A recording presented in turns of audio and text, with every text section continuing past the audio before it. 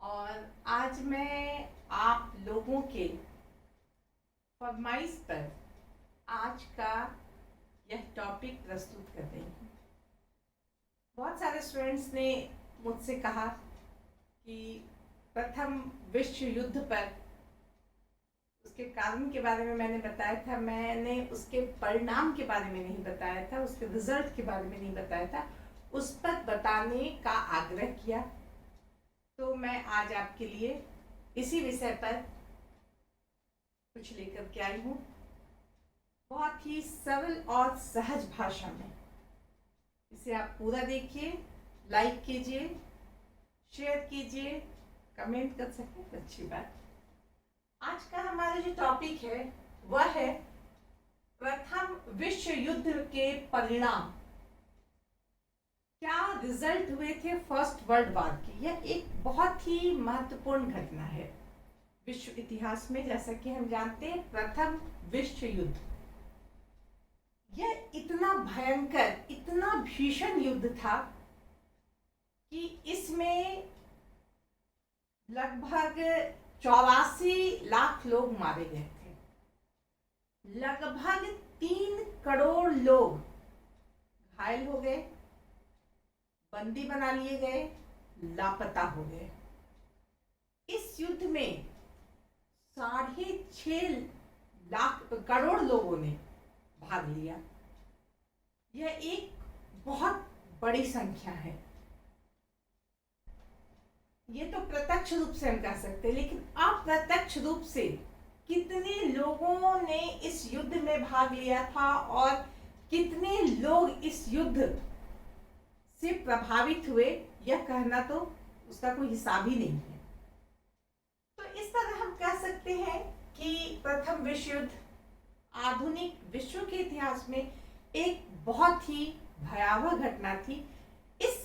इसे हम विश्व युद्ध क्यों कहते हैं? क्योंकि इसमें हम देखते हैं कि 36 देशों ने भाग लिया था प्रत्यक्ष रूप से, और बहुत सारे देशों ने अप्रत्यक्ष रूप से भाग लिया था। कुछ देश ही थे जो न्यूट्रल थे या तटस्थ थे।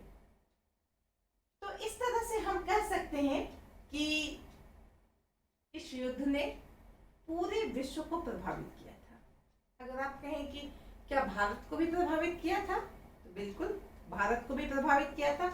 हमारे भारत से हमारे भारतीय भी उस विश्व युद्ध में भाग लेने के लिए गए हुए थे, क्योंकि हमारा देश भारत उस समय इंग्लैंड का एक कॉलोनी था, इंग्लैंड का एक उपनिवेश था, और इंग्लैंड की बात मानना ही था क्योंकि हम उसके उपनिवेश थे। तो इस तरह से हम कह सकते हैं कि इस युद्ध में, जैसा कि अभी मैंने बताया कि इतने लोग मारे गए, इतने लोग घायल हो गए। इसके अलावा हम यह भी कहना चाहेंगे कि इस युद्ध में ऐसे अस्त्र शस्त्र या हथियारों का प्रयोग हुआ था जो इससे पहले नहीं हुआ था। एक से एक विषैले बड़े बड़े टैंक, विषैले धुओं का यूज किया गया, बड़े बड़े हवाई जहाज जो बम बरसाने वाले थे, पनडुब्बियों से बने, समुद्र के अंदर भी युद्ध हो रहा था। कहने का अर्थ यह है कि हर एक क्षेत्र पूरी तरह से युद्ध में डूबा हुआ था, इसलिए यह विश्व युद्ध कहलाता है। और इसके परिणाम भी बहुत ही प्रभावकारी थे, या उसके बहुत ही महत्वपूर्ण थे, जिसका प्रभाव पूरे विश्व से लेके व्यक्ति तक पड़ा। तो आज हम बात करेंगे कि प्रथम विश्व युद्ध के क्या प्रभाव पड़े थे, या प्रथम विश्व युद्ध के क्या परिणाम हुए थे, या फर्स्ट वर्ल्ड वॉर के क्या रिजल्ट थे। ये बहुत ही सामान्य सा प्रश्न है जो अक्सर सवाल के रूप में हमारे सामने आता है कि प्रथम विश्व युद्ध के कारण को तो हमने जाना, लेकिन इसके परिणाम क्या हुए, इसके क्या प्रभाव हुए, इसके रिजल्ट क्या हुए। तो चलिए आज हम बात करते हैं इसके रिजल्ट के बारे में। तो मैंने इस तरह से बताया है। सबसे पहले आर्थिक परिणाम या आर्थिक प्रभाव। प्रथम विश्व युद्ध के आर्थिक प्रभाव क्या पड़े। सबसे पहली बात हम देखें कि धन की हानि, जन की हानि। तो मैंने बताया कि 84 लाख लोग मारे गए। धन की हानि कहा जाता है प्रत्यक्ष रूप से, जो सीधा सीधा हिसाब है उसमें हम कह सकते हैं कि 10 खरब रुपया इस युद्ध में बर्बाद हुआ। इतनी बर्बादी हुई, हर, ये तो सिर्फ सामने में जो उसका हिसाब है वो, और इतना सारा खर्च जो ब्यौरा, जिसका कोई ब्यौरा नहीं है, लेकिन उसमें भी बहुत अधिक खर्च। इसके अलावा हम देखते हैं कि हर देश, चाहे वो इंग्लैंड हो, चाहे फ्रांस हो, जर्मनी हो, कोई भी देश हो, इसने अपने खर्च को सिर्फ और सिर्फ युद्ध में झोंक दिया। जैसा कि हम जानते हैं, एक उदाहरण है इंग्लैंड के बारे में। कहा जाता है कि जब युद्ध की शुरुआत हुई 1415 में, तो इंग्लैंड का प्रतिदिन का जो एवरेज खर्च है वह शुरू में 15 लाख पाउंड था। अगले साल 40 लाख हो गया एवरेज पर डे। उसके अगले साल 15-16 में 55 लाख पर डे हो गया। उसके बाद 17-18 में हम देखते हैं कि 65 lakh pound per day average खर्च होने लगा।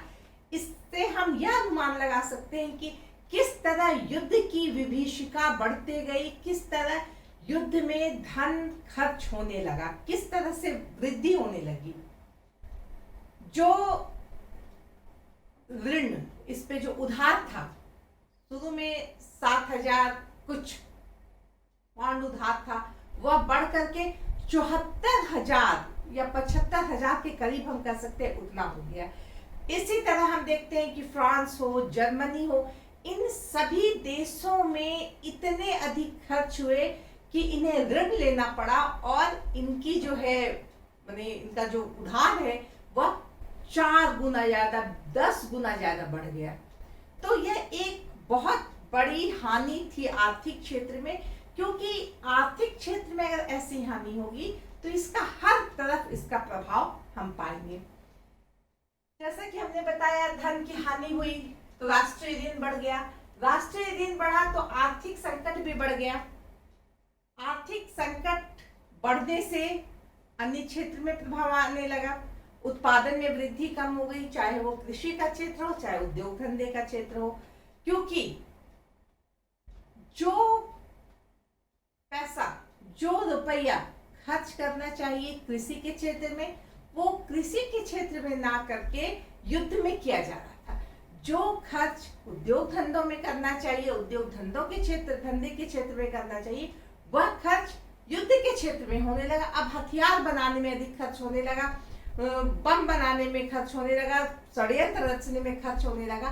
तो इस तरह हम देखते हैं खर्च जो है वो सही जगह ना जा करके गलत रास्ते पे चली गई, और इसका प्रभाव पड़ा कि उपज भी कम हो गया, उत्पादन भी कम हो गया। इसका परिणाम यह हुआ कि महंगाई बढ़ गई। महंगाई बढ़ गई तो सिंपल सी बात है, रुपए का जो है मूल्य में गिरावट आ गया, मुद्रा का अवमूल्यन हो गया। इसके साथ ही हम देखते हैं कि मजदूरी जो है वो महंगी हो गई, और जब मजदूरी भी महंगी हो गई तो व्यापार, वाणिज्य, ये भी असंतुलित हो गया। तो इस तरह हम कह सकते हैं कि आर्थिक परिणाम ने पूरे यूरोप के देशों को झकझोर कर रख दिया, और चूंकि उनकी महत्वाकांक्षा थी, चाहे वो जर्मनी हो, उसकी महत्वाकांक्षा सबको हरा करके जीत लेने की थी, उसके लिए वह कुछ भी कर गुजरने के लिए तैयार था। उस युद्ध को जीतने के लिए चाहे मित्र राष्ट्र हो या धुरी राष्ट्र हो, उसने अपनी पूरी शक्ति लगा दी, अपने पूरे धन को उसने समर्पित कर दिया। यह एक बहुत बड़ी हानि थी, यह एक बहुत बड़ा प्रभाव था, बुरा प्रभाव यूरोप के देशों में। अब हम बात करते हैं राजनीतिक परिणाम की। या राजनीतिक क्षेत्र में क्या प्रभाव पड़े? तो राजनीतिक क्षेत्र में बहुत महत्वपूर्ण प्रभाव पड़े, जैसे कि यूरोप का उस समय का 3 वंश बहुत दिन से अपने पूरे ठसक में था, चाहे वो ऑस्ट्रिया का हैब्सबर्ग हो, चाहे वो प्रशा का होहेन साल कुछ है वो है, और ये रूस का, ये 3 राजवंश खत्म हो गया। इसके अलावा बहुत सारे वंश थे। इटली में बहुत सारे छोटे छोटे राजवंश थे, बेल्जियम में राजवंश थे। इन सारे राजवंशों का अंत हो गया और हम क्या देखते हैं, जनतंत्र का प्रभाव बढ़ गया। अब जनतंत्र, लोकतंत्र का महत्व बढ़ गया और जो ये राजवंश थे, जो एक तंत्रवादी थे, निरंकुश थे, स्वेच्छाचारी थे, इसे हटा दिया गया कि नहीं, अब जनतंत्र को महत्व मिलना चाहिए। इसके साथ ही हम देखते हैं कि जनतंत्र का प्रभाव बढ़ने से हम क्या देखते हैं कि 10 नए जनतंत्र बने, जिसमें जर्मनी, ऑस्ट्रिया, पोलैंड, रूस, चेकोस्लोवाकिया, लिथुआनिया, लेटविया, एस्टोनिया, ऐसे 10 देश बने। यूक्रेन, बाद में टर्की में भी उस्मानिया वंश था, वो भी खत्म हो गया और टर्की में भी जनतंत्र लागू हो गया। तो इस तरह हम कह सकते हैं कि इसका प्रभाव हुआ कि 10 यहाँ पे स्वतंत्र जनतंत्र बन गए। राष्ट्रीयता की भावना का अब महत्व अलग हो गया। राष्ट्रीयता की भावना पर हम देखेंगे कि इस पर 8 राज्य बने राष्ट्रीयता के नाम पर। इसमें यूगोस्लाविया, चेकोस्लोवाकिया, पोलैंड, फिनलैंड, ऐसे जो 8 देश, इनको राष्ट्रीयता के आधार पर बनाया गया। यह बहुत बड़ी बात थी, क्योंकि ये देश किसी ना किसी के अंदर थे, उनकी राष्ट्रीयता को महत्व नहीं दिया जाता था। वो जिस राष्ट्र के अंदर थे वह उसके अधीन होते थे और वहां उनकी भावनाओं को, उनके विचार, उनकी संस्कृति को महत्व नहीं मिल पाता था।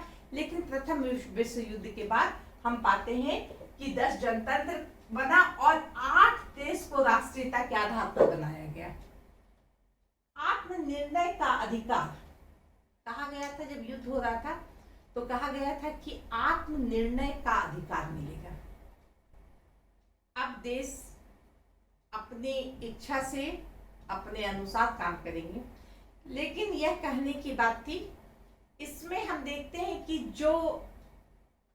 जिन प्रदेशों ने जीत हासिल की थी, जो जीता था मित्र राष्ट्र, उसने अपने अंदर के उपनिवेशों को कोई आत्मनिर्णय का अधिकार नहीं दिया। जैसे कि इंग्लैंड जीत गया, तो ऐसी बात नहीं थी कि वो भारत को पूछने आया कि क्या तुम स्वतंत्र होना चाहते हो।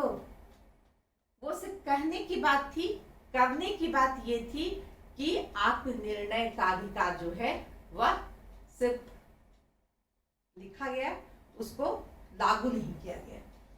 इसके अलावा हम क्या देखते हैं कि साथ ही साथ अधिनायक तंत्र का भी उदय हो गया, यानी डिक्टेटरशिप। बहुत सारे जो देश बने, नए नए जो राष्ट्रीयता के आधार पे जनतंत्र का जो असर था, उसमें जो राष्ट्र बने, उसमें राष्ट्र को संतुलित और सुव्यवस्थित करने के लिए सरकार को विशेष अधिकार दिए गए और बहुत अधिकार दिए गए, जिसके कारण क्या हुआ कि इन सरकारों ने इतने अधिक अधिकार पा करके अपने आप को डिक्टेटरशिप में वो अपनी सरकार को चलाने लगे। और इसी पर हम देखते हैं कि जर्मनी में हिटलर, इटली में मुसोलिनी, इनका प्रभाव जो है वह बढ़ गया। तो इस तरह हम देखते हैं कि अधिनायक तंत्र का जो है वह उदय हो गया। इसी प्रकार जो है हम देखते हैं कि बहुत सारे जनतंत्र जो बने, वह भी बहुत दिन तक इस नियम पे नहीं रह पाए और इनके यहाँ की भी जो है, इनका भी जो सिस्टम है वह चेंज हो गया। तो इस तरह हम देखते हैं कि राजनीतिक क्षेत्र में बहुत बड़े माने बहुत महत्वपूर्ण परिणाम हुए। अब हम बात करते हैं सामाजिक परिणाम। सामाजिक परिणाम या सामाजिक प्रभाव में हम क्या कहेंगे कि महिलाओं की स्थिति में माने एक बहुत सुधार आया या एक क्रांति जो है इस समय हुई। कैसे? हम देखते हैं कि युद्ध में अधिकांश लोग पुरुष भाग लेने गए। जहां वह युद्ध में लगे रहे या युद्ध में उनकी मृत्यु हो गई, उन्हें अपना काम काज छोड़कर, अपना देश परिवार छोड़कर बाहर जाना पड़ा। और ऐसे समय में महिलाओं ने उन पुरुषों का भी कामकाज अपने कंधे पे लिया, चाहे वह खेती के क्षेत्र में हो, चाहे वह शिक्षा के क्षेत्र में हो, चाहे वह उद्योग धंधे के क्षेत्र में हो। हर जगह महिलाओं ने अपना योगदान शुरू किया, क्योंकि वो भी जरूरी था। भाई, खेत में काम करना भी जरूरी है, उद्योग धंधों में भी लगना जरूरी है, अपने परिवार का, अपने बच्चों का पालन पोषण के लिए, अपने यहाँ जो वृद्ध हैं उसको देखने के लिए, ये सारी जिम्मेवारी महिलाओं ने अपने ऊपर ली। और इस तरह से हम देखते हैं कि महिलाओं के प्रभाव में बहुत अधिक वृद्धि हुई। इसके साथ हम क्या कहेंगे, लैंगिक असमानता, यानी पुरुष और महिला का जो औसत है, वह जो महिला और पुरुष का जो संख्या का है वो बहुत अधिक घट पड़ गया, क्योंकि हम देखते हैं कि अधिकांश पुरुष युद्ध में गए। जो मरे युद्ध में वो पुरुष ही थे, तो पुरुषों की संख्या बहुत कम हो गई, महिलाओं की संख्या बहुत अधिक बढ़ गई, जिससे समाज पर एक बुरा प्रभाव पड़ा। ये अच्छा प्रभाव नहीं था। इससे सामाजिक संतुलन जो है यह गड़बड़ा गया। इसके अलावा अब हम देखते हैं मजदूरों का प्रभाव। मजदूर जो है, अब इनका प्रभाव बहुत बढ़ गया, क्योंकि